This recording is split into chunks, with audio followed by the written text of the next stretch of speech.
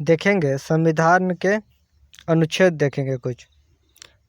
अनुच्छेद 1 में है कि संघ का नाम और राज्य क्षेत्र।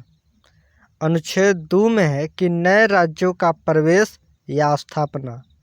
अनुच्छेद 3 में है कि राज्य का निर्माण तथा सीमाओं या नामों में परिवर्तन। अनुच्छेद 3 के अंतर्गत ही राज्य का निर्माण तथा सीमाओं या नामों में परिवर्तन होगा।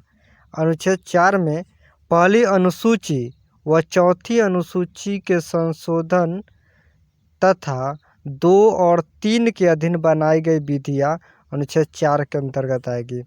अनुच्छेद 5 जो है वो संविधान के प्रारंभ पर नागरिकता बोल रहा है कि संविधान के प्रारंभ पर नागरिकता। अनुच्छेद 6 जो है भारत आने वाले व्यक्तियों की नागरिकता, जो भारत आने वाले भारतीय व्यक्ति है उसको नागरिकता प्राप्त होगा। अनुच्छेद 7 में है कि पाकिस्तान जाने वालों की नागरिकता। अनुच्छेद 7 में है पाकिस्तान जाने वालों की नागरिकता। अनुच्छेद 8 में है कि भारत के बाहर रहने वाले व्यक्तियों की नागरिकता अनुच्छेद 8 में है। अनुच्छेद 9 में है कि विदेशी राज्य की नागरिकता लेने पर नागरिकता का न होना, मतलब नागरिकता जो होगा रद्द हो जाएगा। विदेशी राज्य की नागरिकता लेने पर नागरिकता का न होना। अगला है अनुच्छेद 10 है कि नागरिकता के अधिकारों का बना रहना। अनुच्छेद 10 के अंतर्गत नागरिकता के अधिकारों का बना रहना। अनुच्छेद 11 के अंतर्गत जो है संसद द्वारा नागरिकता के लिए कानून का विनिमय। अनुच्छेद 11 के अंतर्गत संसद द्वारा नागरिकता के लिए कानून का विनिमय। अनुच्छेद 12 के अंतर्गत राज्य की परिभाषा है। अनुच्छेद 12 के अंतर्गत राज्य की परिभाषा। अनुच्छेद 13 के अंतर्गत मूल अधिकारों का असंगत या अल्पीकरण करने वाली विधियाँ हैं। अनुच्छेद 14 में विधि के समक्ष समानता। अनुच्छेद 14 में है विधि के समक्ष समानता। और अनुच्छेद 15 में है कि धर्म, जाति, लिंग व भेद का प्रतिषेध। अनुच्छेद 15 के अंतर्गत धर्म, जाति, लिंग पर भेद का प्रतिषेध है। अनुच्छेद 16 में है कि लोक नियोजन में अवसर की समानता। अनुच्छेद 16 के अंतर्गत लोक नियोजन में अवसर की समानता। और अनुच्छेद 17 में अस्पृश्यता का अंत करना, जिसको बोलते छुआछूत का अंत करना है अनुच्छेद 17 में। और अनुच्छेद 18 में है उपाधियों का अंत करना। अनुच्छेद 18 में है उपाधियों का अंत। और अनुच्छेद 19 में है वाक की स्वतंत्रता।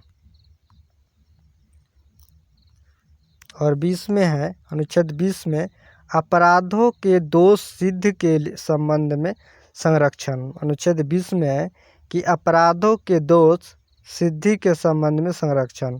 अनुच्छेद 21 जो है प्राण और दैहिक स्वतंत्रता। अनुच्छेद 21 के अंतर्गत आता है प्राण और दैहिक स्वतंत्रता। अनुच्छेद 21 के क में 6 से 14 वर्ष के बच्चों की शिक्षा का अधिकार है। अनुच्छेद 21 के क में 6 से 14 वर्ष के बच्चों को शिक्षा का अधिकार है। अनुच्छेद 22 में कुछ दशाओं में गिरफ्तारी से संरक्षण है। अनुच्छेद 22 के अंतर्गत कुछ दशाओं में गिरफ्तारी से संरक्षण है। अनुच्छेद 23 में है मानव के दुर्व्यवहार और बाल आश्रम। अब है अनुच्छेद 24 कारखाना में बालक को नियोजन पर क्या है प्रतिषेध है। अनुच्छेद 24 के अंतर्गत कारखाना में बालकों का नियोजन पर प्रतिषेध है। और 25 अनुच्छेद 25 जो है धर्म का आचरण और प्रचार की स्वतंत्रता है। अनुच्छेद 25 के अंतर्गत धर्म का आचरण और प्रचार की स्वतंत्रता है। अनुच्छेद 26 में धार्मिक कार्यों पर प्रबंध की स्वतंत्रता है।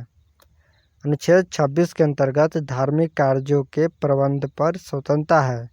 अनुच्छेद 29 के अंतर्गत अल्पसंख्यक वर्गों के हितों की संरक्षण करना है। अनुच्छेद 29 के अंतर्गत अल्पसंख्यक वर्गों के हितों की संरक्षण। अनुच्छेद 30 के अंतर्गत शिक्षा संस्थानों की स्थापना और प्रशासन करने का अल्पसंख्यक वर्गों का अधिकार है। अनुच्छेद 30 के अंतर्गत शिक्षा संस्थानों की स्थापना और प्रशासन करने का अल्पसंख्यक वर्गों का अधिकार है। अब अनुच्छेद 32 के अंतर्गत है अधिकारों को प्रतिवर्तित कराने के लिए उपचार, या फिर इसे संविधान की आत्मा भी कहते हैं अनुच्छेद 32 को। अनुच्छेद 32 के अंतर्गत है अधिकारों को प्रतिवर्ती कराने के लिए उपचार।